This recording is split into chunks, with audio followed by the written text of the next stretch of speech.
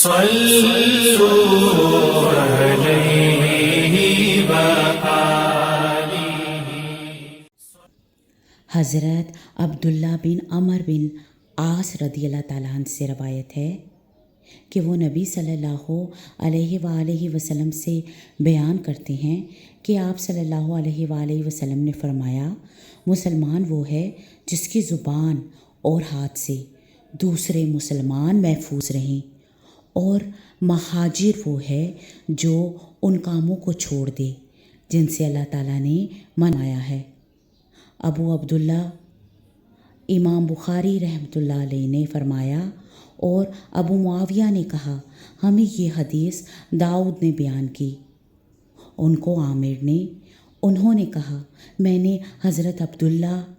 بن عمر بن عاص رضی اللہ تعالیٰ عنہ سے سنا، وہ نبی صلی اللہ علیہ وآلہ وسلم سے بیان کرتے ہیں، اور عبدالعالیٰ نے داؤد سے بیان کی، انہوں نے عامر سے، انہوں نے عبداللہ بن عمر بن عاص رضی اللہ تعالیٰ عنہ سے، انہوں نے نبی صلی اللہ علیہ وآلہ وسلم سے۔ صحیح بخاری حدیث نمبر 10۔